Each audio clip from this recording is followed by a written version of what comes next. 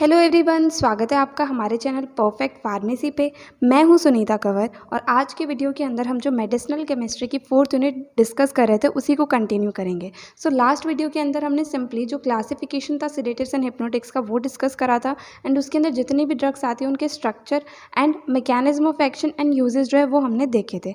ठीक है, अब जो सेडेटिव्स एंड हिप्नोटिक्स क्लास है इसके अंदर दो SAR जो है वो हमें डिस्कस करने, एक तो SAR ऑफ बेंजोडाइजापीन्स एंड एक SAR ऑफ बार्बिचुरेट्स। तो ये दोनों जो है वो हम आज के वीडियो के अंदर डिस्कस करेंगे।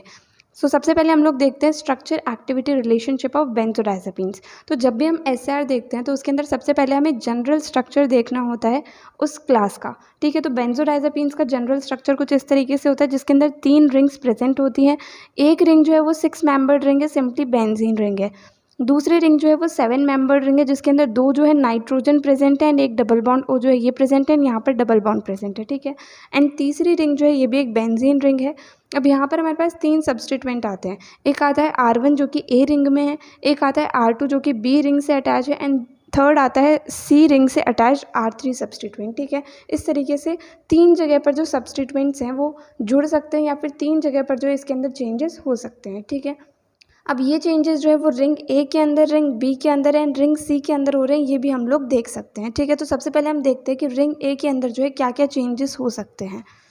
रिंग A के अंदर जो 7th पोजीशन है यहाँ पर जो है सब्स्टिट्यूशन होता है। अब यहाँ पर अगर इलेक्ट्रॉन विदड्रॉइंग ग्रुप को लगाया जाएगा, जैसे कि क्लोरीन हो गया, ब्रोमीन हो गया, नाइट्रो हो गया, साइनाइड हो गया, तो जब एक इलेक्ट्रॉन विदड्रॉइंग ग्रुप को यहाँ पर 7th पोजीशन पर लगाया जाता है तो उससे एक्टिविटी जो होती है वो इंक्रीज़ होती है। ठीक है, एंड इसका एग्जाम्पल है डायजेपाम।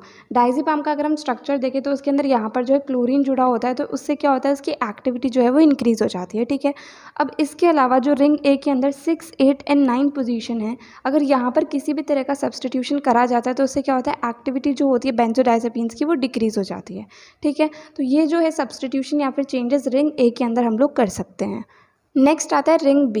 तो इसके अंदर फर्स्ट पोजीशन जहाँ पर नाइट्रोजन प्रेजेंट है वहाँ पर अगर एल्काइल ग्रुप लाइक CH3 को, C2H5 को, मतलब मिथाइल इथाइल को लगाया जाता है तो उससे क्या होता है, एक्टिविटी जो है वो इंक्रीज़ होती है। जैसे कि डायजेपाम है, उसके अंदर इस जगह पर जो होता है फर्स्ट पोजीशन पर CH3 मतलब मिथाइल ग्रुप प्रेजेंट होता है तो उसकी एक्टिविटी जो है वो इंक्रीज़ होती है। ठीक है, अब जो carbonyl group second position present होता है वो एसेंशियल होता है, मतलब ज़रूरी होता है, अच्छा होता है एक्टिविटी के लिए। अगर उसका रिप्लेसमेंट हाइड्रोजन एटम से हम लोग कर देते हैं तो उससे क्या होता है, एक्टिविटी जो है वो डिक्रीज़ हो जाती है। ठीक है, अब जो थर्ड पोजीशन है उस पर जो हाइड्रोजन सिंपली प्रेजेंट है उसे हाइड्रोक्सिल ग्रुप के द्वारा रिप्लेस करा जाता है तो उससे उसकी एक्टिविटी जो है वो डिक्रीज़ हो जाती है एंड एलिमिनेशन प्रोसेस जो है वो फैसिलिटेट होता है। ठीक है, then 4th and 5th position पर जो डबल बॉन्ड प्रेजेंट है वो ज़रूरी होता है एक्टिविटी के लिए एंड अगर उसका सैचुरेशन कर दिया जाए, मतलब डबल बॉन्ड को हटा करके सिंगल बॉन्ड लगा दिया जाए तो उससे क्या होगा, उसकी पोटेंसी जो है वो डिक्रीज़ हो जाती है। अगर रिंग B के सब्स्टिट्यूशन या फिर जो चेंजेस है वो हम यहाँ पर देखें स्ट्रक्चर के अंदर, फर्स्ट पोजीशन जो है यहाँ पर R2 पर अगर जो एल्काइल ग्रुप है उसे अटैच करा जाता है तो उससे एक्टिविटी जो है वो इंक्रीज़ हो जाती है। ठीक है, देन जो कार्बोनिल ग्रुप प्रेजेंट है सेकेंड पोजीशन पर, ये ज़रूरी होता है एंड अच्छा होता है एक्टिविटी के लिए एंड अगर इसे हाइड्रोजन से रिप्लेस कर देते हैं तो उससे क्या होता है, एक्टिविटी डिक्रीज़ हो जाती है। अब जो थर्ड पोजीशन पर हाइड्रोजन एटम प्रेजेंट है, अगर उस हाइड्रोजन को हाइड्रोक्सिल ग्रुप से रिप्लेस करते हैं तो उससे क्या होता है, एक्टिविटी डिक्रीज़ हो जाती है, एलिमिनेशन जो होता है वो फैसिलिटेट होता है। Then 4th and 5th position के बीच में जो ये हमारे पास डबल बॉन्ड प्रेजेंट है, ये जो है ये ज़रूरी होता है एक्टिविटी के लिए, इसकी वजह से एक्टिविटी जो है वो इंक्रीज़ होती है। अगर इस डबल बॉन्ड को हटा करके यहाँ पर सिंगल बॉन्ड लगा दिया जाए तो उससे क्या होता है कि एक्टिविटी जो है, पोटेंसी जो है ड्रग की वो डिक्रीज़ हो जाती है। ठीक है, इस तरीके से रिंग B के अंदर सब्स्टिट्यूशन या फिर चेंजेस हो सकते हैं। नाउ नेक्स्ट आता है रिंग C। तो रिंग C में क्या है, जो रिंग B की 5th पोजीशन है वहाँ पर जो फिनाइल सब्स्टिट्यूशन होता है वो एक्टिविटी को इंक्रीज़ करता है। देन अगर ortho and di ortho position जो है रिंग C की, वहाँ पर इलेक्ट्रोनेगेटिव एटम को अटैच करा जाता है तो उससे एक्टिविटी जो है वो इंक्रीज़ होती है। ठीक है, एंड जो बेंजीन रिंग है उसे हेट्रोसाइक्लिक रिंग से अगर हम रिप्लेस करते हैं तो उससे एंजियोलाइटिक प्रॉपर्टीज़ जो होती हैं, मतलब एंजाइटी को ट्रीट करने की प्रॉपर्टीज़ जो है वो इंक्रीज़ होती हैं। ठीक है, अब अगर हम इसे स्ट्रक्चर के अंदर देखें तो इसमें क्या होगा, ये वाली हमारी रिंग सी है, 5th पोजीशन पर फिनाइल सब्स्टिट्यूशन जो होता है, ये फिनाइल सब्स्टिट्यूशन, इससे एक्टिविटी जो है वो इंक्रीज़ होती है। देन ऑर्थो या फिर डाई ऑर्थो हो गई ये दोनों पोजीशन, यहाँ पर अगर इलेक्ट्रोनेगेटिव एटम को अटैच करा जाता है तो उससे क्या होता है, एक्टिविटी इंक्रीज़ हो जाती है। देन जो ये बेंजीन रिंग है, इसे हेट्रोसाइक्लिक रिंग से अगर हम रिप्लेस करते हैं, मतलब होमोसाइक्लिक रिंग तो मतलब सारे कार्बन हो गए, हेट्रोसाइक्लिक का मतलब यहाँ पर जो है नाइट्रोजन, सल्फर, ऑक्सीजन, कोई भी एटम जो है रिंग के अंदर प्रेजेंट हो सकता है। तो जब हम इसे हेट्रोसाइक्लिक रिंग से रिप्लेस करते हैं तो उसे एंजियोलाइटिक प्रॉपर्टीज़ जो हैं वो इंक्रीज हो जाती हैं। ठीक है, तो इस तरीके से ये था complete structure activity relationship of benzodiazepines. ठीक है, इसके अंदर हम 3 तरीके से सब्स्टिट्यूशन कर सकते हैं, रिंग ए के अंदर, बी के अंदर एंड सी के अंदर। ठीक है, उसके क्या क्या पॉइंट्स होंगे वो हमने यहाँ पर डिस्कस कर लिए। तो इस तरीके से जो है इसका स्ट्रक्चर एक्टिविटी रिलेशनशिप होता है। नेक्स्ट हम डिस्कस करेंगे structure activity relationship of barbiturates. तो इसके अंदर सबसे पहले हम इसका जनरल स्ट्रक्चर देखते हैं। तो एक 6 मेंबर्ड रिंग है जिसके अंदर कार्बोनिल ग्रुप प्रेजेंट है, 2, 6 एंड 4, इन 3 पोजीशंस पर तो कार्बोनिल ग्रुप प्रेजेंट है। ठीक है, देन यहाँ पर NH प्रेजेंट है, यहाँ पर N है जिसके ऊपर R1 सब्स्टिट्यूएंट है, एंड जो 5th पोजीशन है यहाँ पर R2 एंड R3 सब्स्टिट्यूएंट्स जो है वो यहाँ पर प्रेजेंट है। ठीक है, इस तरीके से ये होता है इसका जनरल स्ट्रक्चर। एंड इसके अंदर जो सब्स्टिट्यूशन या फिर चेंजेस हो सकते हैं वो एक तो यहाँ पर R1 पर हो सकते हैं एंड एक 5th पोजीशन पर यहाँ जो है ये 2 सब्स्टिट्यूशन इसमें हो सकते हैं। ठीक है, तो सबसे पहले हम लोग देखते हैं फर्स्ट पोजीशन के ऊपर। तो फर्स्ट पोजीशन में क्या है, यहाँ पर R1 पर अगर एल्काइल सब्स्टिट्यूएंट्स को ऐड करा जाता है तो उससे क्या होता है कि जो लाइपोफिलिसिटी होती है वो इंक्रीज़ होती है। ठीक है, जिसकी वजह से एक्टिविटी इंक्रीज़ होती है एंड जो ड्यूरेशन ऑफ एक्शन होता है वो कम हो जाता है, मतलब शॉर्ट ड्यूरेशन ऑफ एक्शन हो जाता है। ठीक है, बट मेन चीज़ यहाँ पर क्या है, दोनों नाइट्रोजन के ऊपर अगर सब्स्टिट्यूशन हम लोग करते हैं तो उससे क्या होता है, एक्टिविटी जो है वो डिक्रीज़ हो जाती है एंड ड्रग जो है वो इनएक्टिव ही हो जाती है, मतलब कोई इफेक्ट उस ड्रग का नहीं आता अगर सब्स्टिट्यूशन दोनों नाइट्रोजन के ऊपर होते हैं तो इसलिए सिर्फ और सिर्फ एक ही नाइट्रोजन पर सब्स्टिट्यूशन होगा, वो भी फर्स्ट पोजीशन वाले पर। एंड जैसे जैसे जो एल्काइल सब्स्टिट्यूएंट का साइज इंक्रीज होता है वैसे वैसे लिपिड सॉल्युबिलिटी जो है वो इंक्रीज होती है।